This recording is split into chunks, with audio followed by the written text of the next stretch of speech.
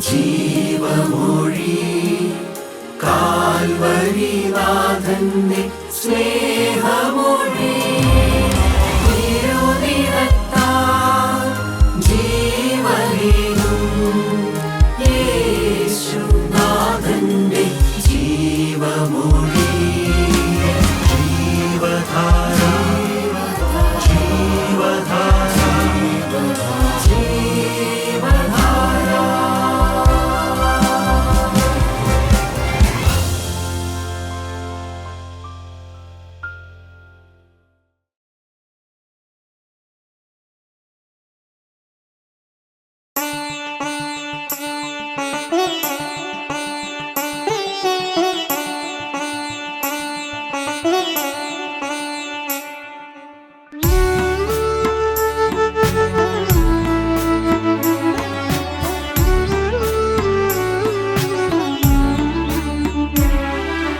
നീയല്ലോ എനിക്കു സഹായി, നീയൻ പക്ഷം മതി, നിന്റെ കൃപ മതി. നീയല്ലോ എനിക്കു സഹായി, നീയൻ പക്ഷം മതി, നിന്റെ കൃപ മതി. നീയല്ലോ എനിക്കു സഹായി.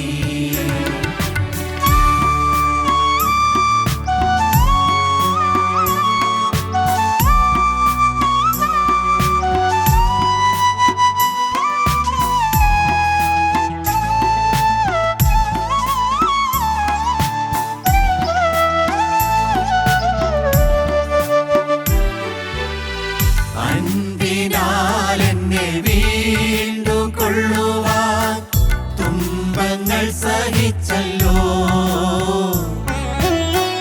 അൻപിനാൽ എന്നെ വീണ്ടും കൊള്ളുവാൻ തുമ്പങ്ങൾ സഹിച്ചല്ലോ. എന്നെയും ഇമ്പക്കാനായി ചേർക്കുവാനായി സ്വന്ത രക്തം ചിന്തി നീ. നീയല്ലോ എനിക്കു സഹായി, നീയൻ പക്ഷം മതി, നിന്റെ കൃപ മതി. നീയല്ലോ എനിക്കു സഹായി.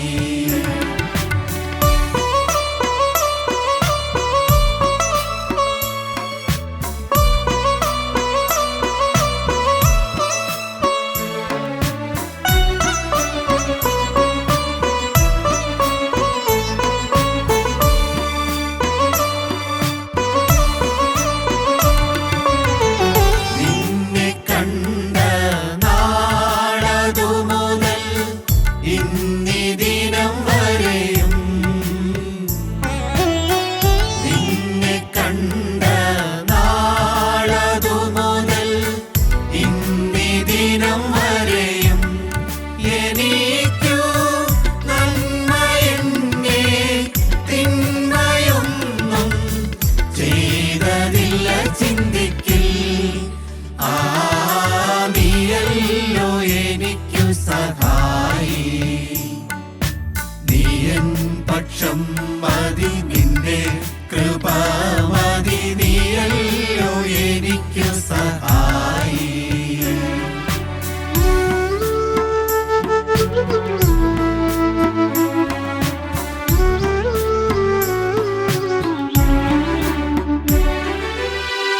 എന്റെ ദുഃഖം എല്ലാം തീർക്കും, എൻ കണ്ണുനീർ തുടയ്ക്കും. എന്റെ ദുഃഖം എല്ലാം തീർക്കും, എൻ കണ്ണുനീർ തുടയ്ക്കും. ഇനിമേൽ ഇന്നുമെന്നും കൂടെയിരിക്കും എന്ന വാക്കു തന്നല്ലോ. നീയല്ലോ എനിക്കു സഹായി, നീയൻ പക്ഷം മതി, നിന്റെ കൃപ മതി. നീയല്ലോ എനിക്കു സഹായി.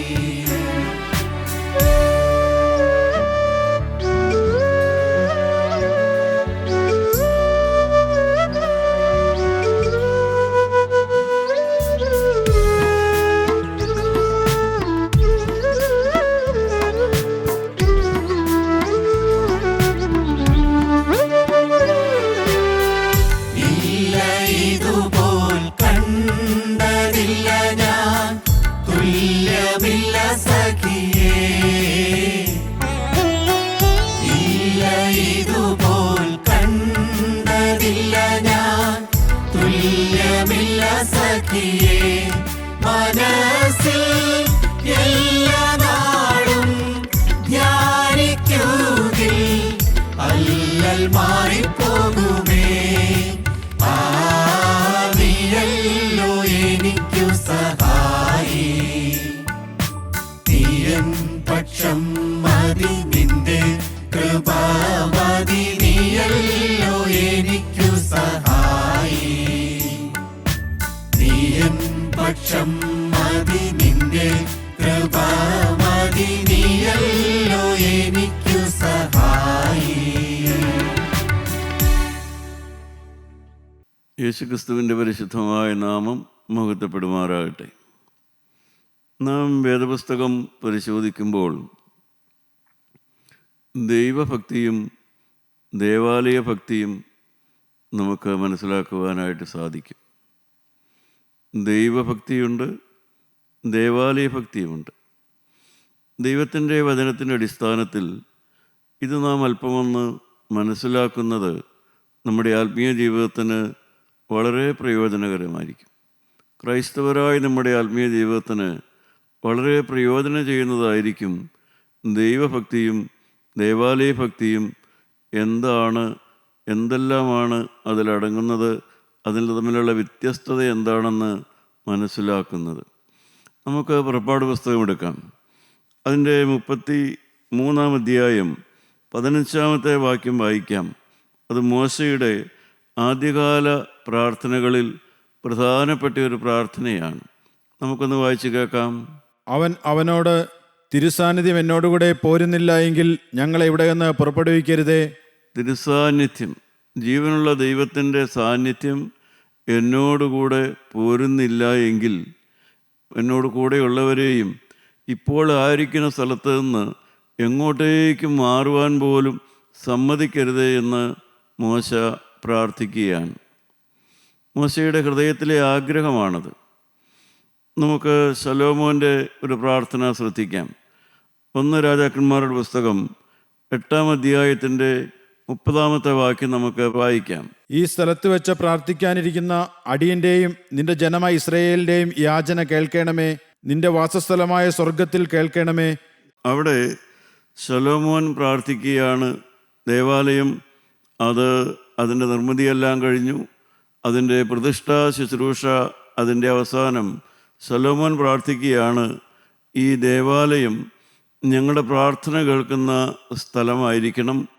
അത് ശലോമോൻ്റെ പ്രാർത്ഥനയാണ്. രണ്ടും ദൈവത്തോടുള്ളതായ പ്രാർത്ഥനയാണ്. രണ്ടും ഭക്തിയുടെ അടിസ്ഥാനത്തിലുള്ളതായ പ്രാർത്ഥനയാണ്. ഒന്നാമത് നാം ചിന്തിച്ചത് മോശയുടെ പ്രാർത്ഥനയാണ്. അവിടെ മോശ പ്രാർത്ഥിക്കുന്നത്, നീ എന്നോടുകൂടെ പോരുന്നില്ല എങ്കിൽ നീ എന്നെ അയക്കരുത് എന്നാണ്. എന്നുവെച്ചാൽ ജീവനുള്ള ദൈവം എന്നെ കണ്ടുകൊണ്ടിരിക്കുന്നു, കേട്ടുകൊണ്ടിരിക്കുന്നു. ആ ദൈവം എൻ്റെ അരികത്തുണ്ട്.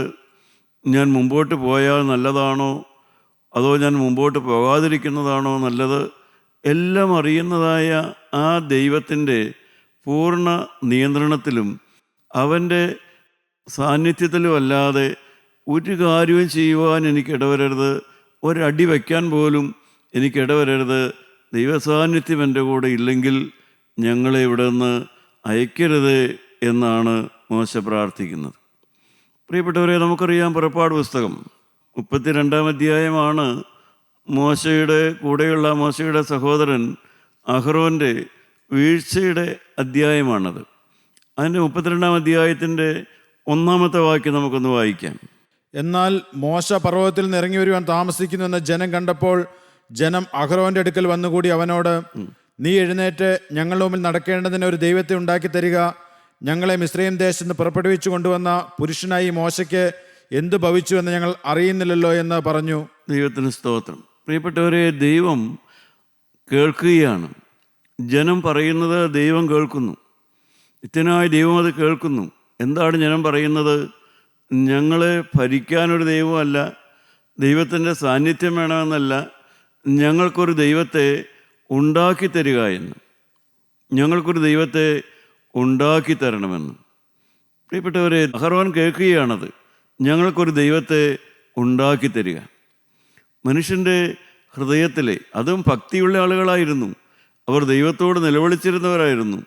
ദൈവമേ, ഞങ്ങളെ മിസ്രയീമിൽ നിന്ന് രക്ഷിക്കണമെന്ന് കരഞ്ഞ് നിലവിളിച്ചതായ, ആ മിസ്രയീമിൽ കിടന്ന് നിലവിളിച്ചതായ അതേ ജനം തന്നെയാണ് ഇപ്പോൾ പറയുന്നത്, ഞങ്ങൾക്ക് ഒരു ദൈവത്തെ ഉണ്ടാക്കി തരിക എന്ന്.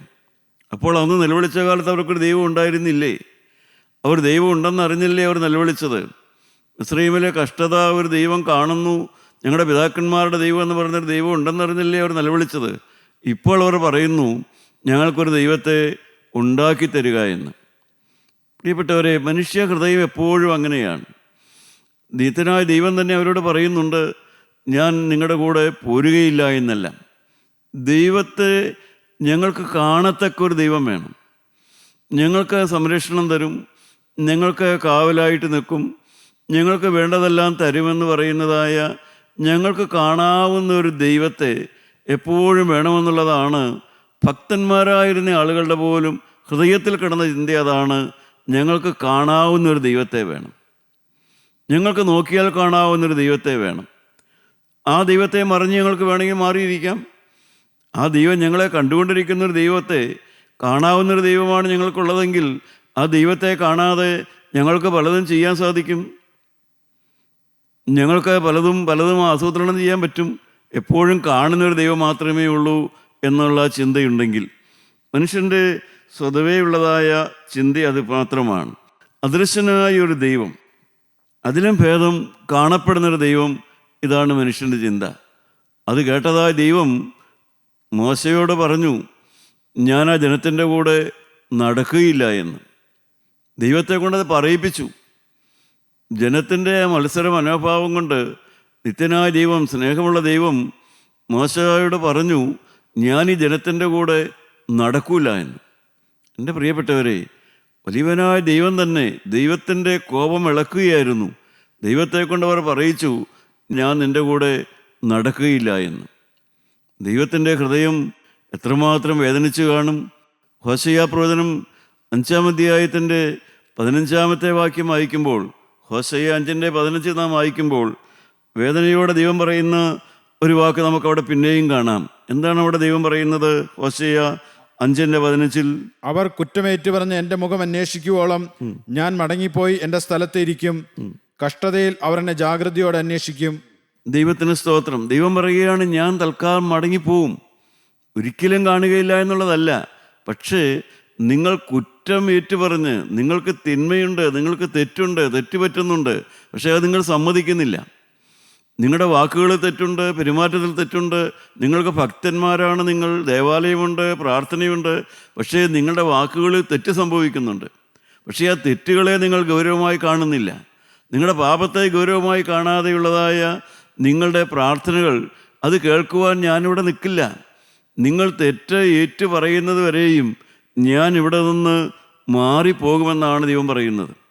പ്രിയപ്പെട്ടവരെ, ദൈവസാന്നിധ്യബോധവും മോശയുടെ ആ ദൈവസാന്നിധ്യബോധവും ദേവാലയത്തോട് ബന്ധപ്പെട്ടവരുടെ ആ ദൈവം ഞങ്ങളുടെ കൂടെയൊക്കെ വേണം, പക്ഷേ ആ ദൈവം ആ ഞങ്ങളെ കാണുന്നൊരു ദൈവത്തെക്കുറിച്ചുള്ളതായ ഒരു അദൃശ്യനായ ദൈവത്തെ കണ്ടുകൊണ്ട് ജീവിക്കുന്നതായ ആ അനുഭവം ജനത്തിന് സാധിക്കുന്നില്ല ഇപ്പോഴും. കാരണം മനുഷ്യഹൃദയം ദൃശ്യമായതാണ് കാണുവാൻ ആഗ്രഹിക്കുന്നത്. പുറമേയുള്ളതായി എന്തെങ്കിലും കാണണം. ദൃശ്യമായത് കണ്ട് ഞങ്ങളെ നടത്തുന്ന ഒരു ദൈവം, ഇതാണ് ഞങ്ങളുടെ ദൈവം, ഇതാണ് ഞങ്ങളുടെ ആരാധനാമൂർത്തി, ഈ ആരാധനാമൂർത്തിയെ ഞങ്ങൾ ഇപ്രകാരമെല്ലാം എഴുന്നള്ളിച്ചുകൊണ്ട് നടക്കും, ചുവന്നുകൊണ്ട് നടക്കും, ഇങ്ങനെ ആഘോഷങ്ങൾ നടത്തും, പെരുന്നാളുകൾ നടത്തും. ഞങ്ങളുടെ ആരാധനാമൂർത്തി, ഞങ്ങൾ ബഹുമാനിക്കുന്ന ദൈവത്തിന് വേണ്ടി ഞങ്ങൾ അങ്ങനെ ഇങ്ങനെയെല്ലാം പലതും ചെയ്യും. അങ്ങനെ ആ ദൈവത്തെ ഞങ്ങൾ പ്രസാദിപ്പിക്കും. ആ മനോഭാവമാണ് മനുഷ്യഹൃദയത്തിലുള്ളത്. അദൃശ്യനായ ഒരു ദൈവത്തെ അവർക്ക് വേണമെന്നില്ല. ജനത്തിന് വേണ്ടത് ഒരു സംരക്ഷണമാണ്. ജനത്തിൽ നിന്ന് ദൈവമുഖാന്തരം അവർക്ക് വേണ്ടത് ഒരു സംരക്ഷണം വേണം.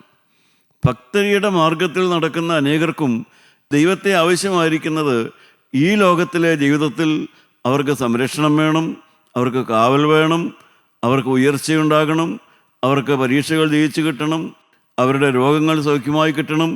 ഇതെല്ലാമാണ് മനുഷ്യനെ പലപ്പോഴും ദൈവത്തിങ്കിലേക്ക് തിരിക്കുന്നത്. അതിൽ തെറ്റില്ല. ദൈവത്തെ ആരാധിക്കുന്ന ജനത്തിന് ദൈവത്തിൻ്റെ കാവൽ വേണം, അവരെ ഉയർത്തുവാൻ ദൈവം വേണം, അവരെ വളർത്തുവാൻ ദൈവത്തോട് പ്രാർത്ഥിക്കണം. ആ ആഗ്രഹങ്ങളൊന്നും തെറ്റായ ആഗ്രഹങ്ങളല്ല. പക്ഷേ അവിടെയെല്ലാം മോശയ്ക്കുള്ളതുപോലെ ഉള്ളതായൊരു ദാഹമില്ല. അവിടെ ദൈവത്തെ എൻ്റെ കൂടെ ദൈവം വേണമെന്നുള്ള ദാഹമില്ല. എൻ്റെ കാര്യങ്ങളും ആഗ്രഹങ്ങളും എല്ലാം നടത്തി തരാനായിട്ട് ഒരു ദൈവം വേണമെന്നുള്ളതാണ് അവിടെ നാം കാണുന്നതായ ആഗ്രഹം. ദൈവത്തിൻ്റെ സാന്നിധ്യബോധം. മോശയെ സംബന്ധിച്ച് മോശയ്ക്ക് ഊണിലും ഉറക്കത്തിലും ദൈവം വേണം. ദൈവസാന്നിധ്യത്തിന് വേണ്ടി മോശ സമാഗമന കൂടാരത്തിൽ പോയിരിക്കും. അവിടെയും ദൈവത്തിൻ്റെ സാന്നിധ്യം മോശയ്ക്ക് അനുഭവിക്കാം. സ്വന്തം വീട്ടിൽ അദ്ദേഹത്തിന് കുടുംബമുണ്ട്, ഭാര്യയുണ്ട്, മക്കളുണ്ട്. ആ വീട്ടിലും ദൈവസാന്നിധ്യം അനുഭവിച്ചുകൊണ്ട് മോശ ജീവിക്കുന്നു. അങ്ങനെയുള്ളതായ ഒരു ദൈവത്തെയാണ് മോശയുടെ ഹൃദയത്തിൽ ആ സങ്കല്പത്തിലുള്ളത്. മോശയ്ക്കത് വിശ്വാസ്യവുമാണ്. അദൃശ്യനായ ദൈവത്തെ കണ്ടതുപോലെ ഉറച്ചു നിൽക്കുന്നവനാണ് മോശ. പ്രിയപ്പെട്ടവരെ, നാം വേദപുസ്തകം പരിശോധിച്ചാൽ നാം ദൈവം എന്ന് വിളിക്കുന്ന ആ പിതാവായ ദൈവം നമ്മളെപ്പോലെ മനുഷ്യനെപ്പോലെ ശരീരമുള്ളവനല്ല. എന്നാൽ മനുഷ്യരായ നമ്മളെപ്പോലെ തന്നെ കാണുവാനുള്ള കാഴ്ചയും കേൾവി ശക്തിയും ചിന്താശക്തിയും നല്ല ബോധവും ഹൃദയവും എന്ന് വെച്ചാൽ വേദനിക്കുന്നതായ മനുഷ്യഹൃദയത്തിന് വേദനിക്കാൻ പറ്റും. ദൈവത്തിനും വേദനയുണ്ട്. മനുഷ്യഹൃദയത്തിൽ സന്തോഷമുള്ളതുപോലെ ദൈവത്തിനും സന്തോഷമുണ്ട്. ഇങ്ങനെയുള്ളതായ ഒരു ദൈവത്തെയാണ് നാം പിതാവായ ദൈവമെന്ന് വേദപുസ്തകം നമുക്ക് കാണിച്ചു തരുന്നത്. ദൃശ്യമായ ശരീരമില്ല, മനുഷ്യരായ നമ്മളെപ്പോലെ ശരീരമില്ല. പക്ഷേ മറിച്ച് മനുഷ്യരായ നമുക്കുള്ളതുപോലെയുള്ളതായ ആ വ്യക്തിത്വത്തിൻ്റെ ബാക്കി എല്ലാ ഭാഗങ്ങളുമുണ്ട്. അതുകൊണ്ടാണ് നാം നമ്മുടെ ശരീരം കൊണ്ട് എടുത്തു ചാടിയാലോ തുള്ളിച്ചാടിയാലോ നമ്മുടെ ശരീരം ഇളകി എന്തെല്ലാം കാണിച്ചാലോ ഒന്നും നമുക്ക് ദൈവത്തെ പ്രസാദിപ്പിക്കുവാൻ കഴിയില്ല. ദൈവത്തെ പ്രസാദിപ്പിക്കുവാൻ നമ്മുടെ ശരീരത്തിൻ്റെ ഇളക്കം കൊണ്ട് കഴിയില്ല. നമ്മൾ കാട്ടിക്കൂട്ടുന്നതായ ബാഹ്യമായ യാതൊന്നുകൊണ്ടും ദൈവത്തെ പ്രസാദിപ്പിക്കുവാനായിട്ട് കഴിയുകയില്ല. മറിച്ച് ദൈവം നമ്മളോട് ആവശ്യപ്പെടുന്ന എന്താണ്? നിങ്ങളുടെ ബോധങ്ങളും വിചാരങ്ങളും ഹൃദയങ്ങളും മുകളിൽ പിതാവായ ദൈവത്തിൻ്റെ വലത്ത് ഭാഗത്ത് വിശുകാതമ്പരാനിരിക്കുന്ന ഉയരങ്ങളിലായിരിക്കണം. അഥവാ നമ്മുടെ ബോധങ്ങൾ ദൈവത്താൽ നിയന്ത്രിക്കപ്പെടണം, നമ്മുടെ വിചാരങ്ങൾ ദൈവത്താൽ നിയന്ത്രിക്കപ്പെടണം. നമ്മുടെ ബോധങ്ങളും വിചാരങ്ങളും ആഗ്രഹങ്ങളും എല്ലാം മുകളിൽ പിതാവായ ദൈവത്തിൻ്റെ വലത്ത് ഭാഗത്തിരിക്കുന്ന ആ കർത്താവായ യേശു ക്രിസ്തുവിലായിരിക്കണം നമ്മുടെ ബോധങ്ങളും വിചാരങ്ങളുമെല്ലാം. അല്ലാതെ നാം ശരീരം കൊണ്ടൊരു ദേവാലയത്തിലായിരിക്കും, നാം ആ ദേവാലയത്തിലെ ചടങ്ങുകളിലായിരിക്കും, അല്ലെങ്കിൽ ഒരു പ്രാർത്ഥനാ ഹോളിലായിരിക്കും. ആ പ്രാർത്ഥനാ ഹോളിൽ നമ്മൾ ചിലപ്പോൾ പാട്ട് പാടുകയായിരിക്കും, പ്രസംഗിക്കുകയായിരിക്കും, നാം അവിടെ വേണ്ട ക്രമീകരണങ്ങൾ ചെയ്യുകയായിരിക്കും. പക്ഷേ നമ്മുടെ ഹൃദയം ദൈവത്തെങ്കിലായിരിക്കില്ല. ഹൃദയം കൊണ്ട് നാം ദൈവത്തെ വിളിക്കുന്നുണ്ടാവില്ല. ഹൃദയം കൊണ്ട് നാം ദൈവത്തോട് ബന്ധത്തിലായിരിക്കില്ല. നമ്മുടെ ശരീരം മാത്രമെല്ലാം ചെയ്തുകൊണ്ടിരിക്കും. അപ്രകാരമുള്ളതായ ഒരു ഭക്തിയാണ് പലപ്പോഴും ഈ ലോകത്തിലെ ദേവാലയ ഭക്തിയായി നമ്മുടെ ഹൃദയത്തിലുള്ളത്. എന്നാൽ ദൈവം നമ്മളെ വിളിച്ചത് ഒരു വിശ്വാസ ജീവിതത്തിന് വേണ്ടിയാണ്. ഒരു വിശ്വാസ ജീവിതമാണ് ക്രിസ്തീയ ജീവിതം. ക്രിസ്തീയ ജീവിതം എന്ന് പറയുന്നത് വിശ്വാസ ജീവിതമാണ്. എന്നുവെച്ചാൽ 2000 കൊല്ലം മുമ്പ് കാൽവരിയിൽ മരിച്ച് എനിക്ക് വേണ്ടി നിങ്ങൾക്ക് വേണ്ടി മരിച്ചു ഉയർത്തെഴുന്നേറ്റ ആ കർത്താവായ യേശു ക്രിസ്തുവിൻ്റെ ആ ക്രൂശ് മരണത്തിലുള്ളതായ ആ വിശ്വാസം, ആ യേശു ഉയർത്തെഴുന്നേറ്റ് ഇന്നും ജീവിക്കുന്നു എന്നുള്ളതായ ആ വിശ്വാസം, ആ ദൈവത്തിൻ്റെ സാന്നിധ്യം, അവൻ എന്നെ കാണുന്നു, അവൻ എന്നെ അറിയുന്നു, അവൻ എൻ്റെ വേദന മനസ്സിലാക്കുന്നു, അവൻ എൻ്റെ എളിയ നൊമ്പരങ്ങൾ അറിയുന്നു, ഞാൻ കടന്നു പോകുന്ന യാതനകളും വേദനകളും അവൻ അറിയുന്നു, എൻ്റെ കുടുംബ സാഹചര്യങ്ങൾ അവൻ അറിയുന്നു, എനിക്ക് നേരിടുന്ന അപമാനങ്ങൾ അവൻ അറിയുന്നു, പരിഹാസങ്ങൾ അവൻ അറിയുന്നു, എൻ്റെ ഹൃദയ നൊമ്പരങ്ങൾ അവൻ അറിയുന്നു, പുറത്തു പറയാനാവാത്തതായ എൻ്റെ അനേകം വേദനകൾ തിങ്ങിയതായ ഈ ഹൃദയത്തെ മുഴുവനും അറിയുന്നതായി ദൈവം മാത്രമേ ഉള്ളൂ. ആ ദൈവ സാന്നിധ്യം. പ്രിയപ്പെട്ടവരെ, ഇന്നും എത്രയോ പേര് അദൃശ്യനായ ദൈവത്തെ, ആ ക്രിസ്തുവിനെ, ഉയർത്തെഴുന്നേറ്റ് ജീവിക്കുന്ന ക്രിസ്തുവിനെ ഹൃദയത്തിൽ ദൈവമായി അംഗീകരിച്ച് ഹൃദയം കൊണ്ട് ദൈവമായി സ്വീകരിച്ച് ആ ദൈവത്തോട് വാക്ക് പറയുന്ന എത്രയോ പേരുണ്ട്. ഇനിമേൽ പാപം ചെയ്യുകയില്ല എന്ന് ക്രിസ്തുവിനോട് വാക്ക് പറഞ്ഞ് ജീവിക്കുന്ന എത്രയോ ക്രൈസ്തവരെ നമുക്ക് കാണാം. എത്രയോ യുവാക്കന്മാരെ നമുക്ക് കാണാം. ക്രിസ്തുവിനോടാണ് അവർ വാക്ക് പറഞ്ഞത്. ആ ക്രിസ്തു എവിടെയെന്ന് ചോദിച്ചാൽ അവർക്ക് കാണിച്ചു തരാവുന്ന ഒരു ക്രിസ്തു ഇല്ല. എന്നാൽ അവർക്ക് ആ ബോധമുണ്ട്, അവരുടെ ഉള്ളിൽ ആ ബോധമുണ്ട്. ക്രിസ്തു ഞങ്ങളുടെ അകത്തുണ്ട്. ആ ക്രിസ്തുവിനോട് ഞങ്ങൾ സമർപ്പണം പറഞ്ഞവരാണ്. എത്രയോ പേര് ഉത്കൃഷ്ട മനസ്സരായി ജീവിക്കുന്നു. ശ്രേഷ്ഠമായ ചിന്തകളും ശ്രേഷ്ഠമായ വ്യക്തിത്വത്തോടുകൂടെ എത്രയോ നല്ല ആളുകൾ ജീവിക്കുന്നു. അവരെല്ലാം ആ വിശ്വാസത്താൽ കാണുന്ന കർത്താവിനെ, ആ ജീവനുള്ള ദൈവം തിരുസാന്നിധ്യത്തെ ആഗ്രഹിച്ചുകൊണ്ടാണ് അവർ ജീവിക്കുന്നത്. ദേവാലയത്തോടുള്ള ഭക്തി. നമുക്ക് വീണ്ടും രാജാക്കന്മാരുടെ പുസ്തകത്തിലേക്ക് വരാം. 1 രാജാക്കന്മാരുടെ പുസ്തകം 8-ാം അധ്യായം അതിൻ്റെ 29-ാമത്തെ വാക്യം നമുക്ക് വായിച്ചു നോക്കാം. ശലോമോൻ ദേവാലയം പണി കഴിഞ്ഞ് ദൈവത്തോട് പ്രാർത്ഥിക്കുകയാണ്. എന്താണ് ശലോമോന്റെ പ്രാർത്ഥന? അടിയൻ ഈ സ്ഥലത്ത് വെച്ച് കഴിക്കുന്ന പ്രാർത്ഥന കേൾക്കേണ്ടതിന് നിന്റെ നാമം ഉണ്ടായിരിക്കുമെന്ന് നീ അരുളി ചെയ്ത സ്ഥലമായ ഈ ആലയത്തിലേക്ക് രാവും പകലും തൃക്കൺ പാർത്തരുളണമേ. ദൈവത്തിന് സ്തോത്രം. അവിടെ ശലോമോൻ പ്രാർത്ഥിക്കുകയാണ്, ദൈവമേ, ഞാൻ നിന്നോട് പ്രാർത്ഥിക്കുന്ന പ്രാർത്ഥന കേൾക്കേണ്ടതിന് ഈ ദേവാലയത്തിലേക്ക് നിന്റെ തൃക്കൺ പാർത്തിരിക്കണം. ഈ ദേവാലയത്തിൽ ദൈവം ഉണ്ടായിരിക്കണം. പ്രാർത്ഥന കേൾക്കുന്ന ഒരു ദൈവം ആ ദേവാലയത്തിലുണ്ടായിരിക്കണം. അത്രയേ ഉള്ളൂ ശലോമോൻ്റെ പ്രാർത്ഥന. തുടർന്ന് ശലോമോൻ പല ആവശ്യങ്ങൾക്ക് വേണ്ടിയുള്ളതായ പ്രാർത്ഥനകൾ പ്രാർത്ഥിക്കുന്നതായി നമുക്ക് കാണാം. ആ ദേവാലയത്തിൽ വന്ന് 2 പേർ പ്രാർത്ഥിക്കുമ്പോൾ ആരാണ് ശരി, ആരാണ് തെറ്റ്? ശത്രുത്വമുള്ള 2 പേർ വന്ന് പ്രാർത്ഥിക്കുമ്പോൾ ആരാണ് ശരി, ആരാണ് തെറ്റ് എന്ന് അത് മനസ്സിലാക്കി തരണം. രണ്ടാമത് ശലോമോൻ പ്രാർത്ഥിക്കുന്നുണ്ട്, പാപം മൂലം മഴ പെയ്യാതിരിക്കുക, കൃഷിനാശം സംഭവിക്കുക. അപ്പോഴെല്ലാം ആ ദേവാലയത്തിൽ വന്ന് പ്രാർത്ഥിച്ചാൽ മഴ പെയ്യണം, കൃഷിനാശമില്ലാതെ ആക്കണം.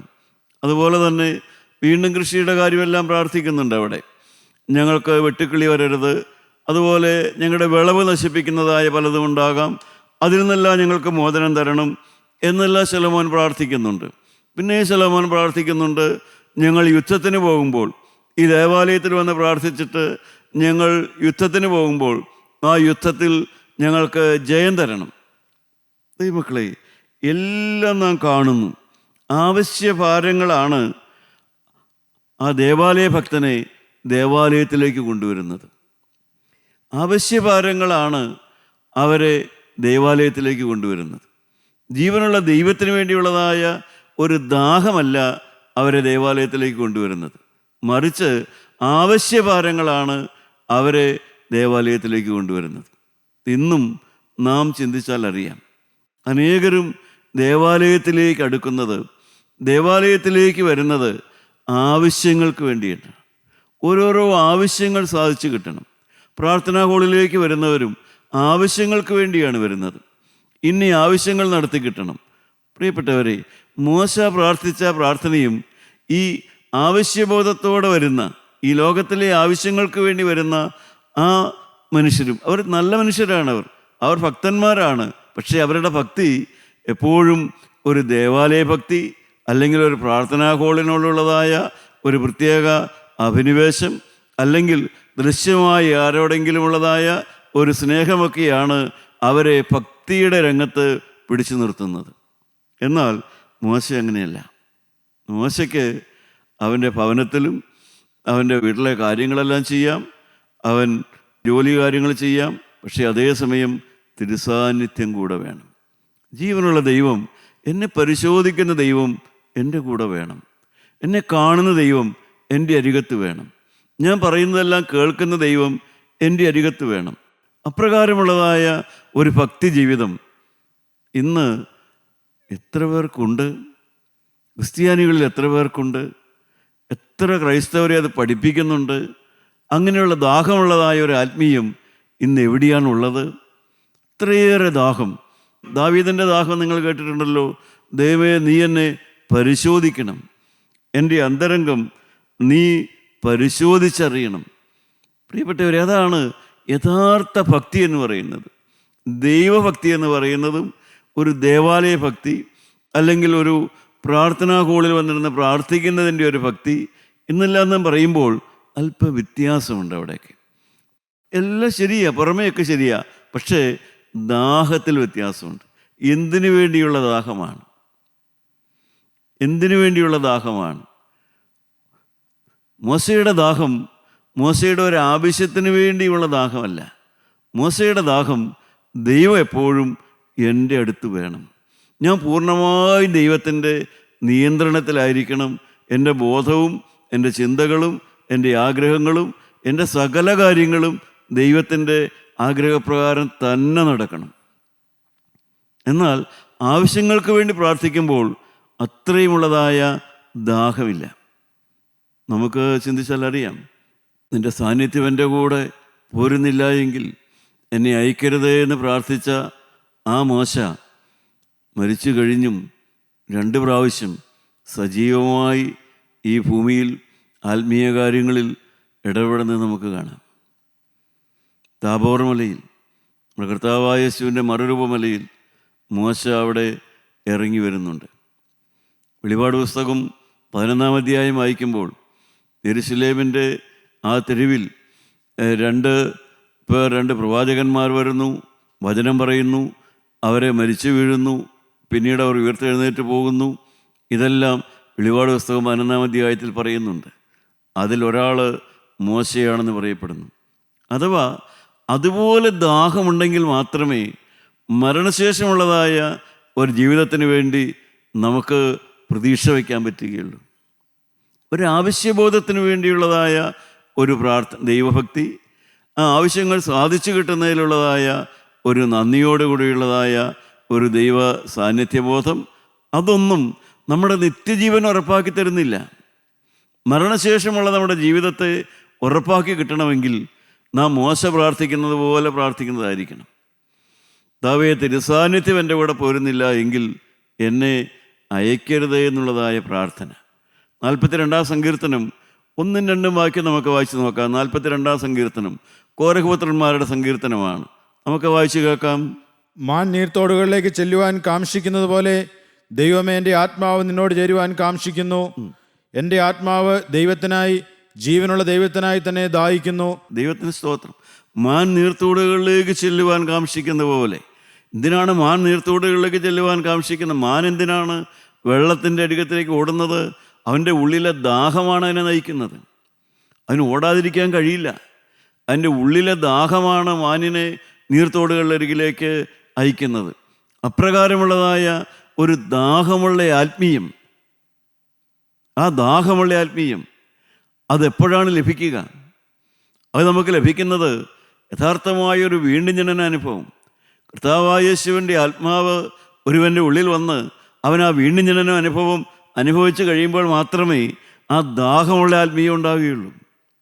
ദാഹം, ദൈവവചനം വായിക്കാനുള്ള ദാഹം, ദൈവവചനം കേൾക്കുവാനുള്ള ദാഹം, മാത്രമല്ല ജീവനുള്ള ദൈവത്തിൽ നിന്ന് കിട്ടുന്നതായ സ്നേഹം, ആ മറ്റുള്ളവരെ സ്നേഹിക്കാനുള്ള ദാഹം.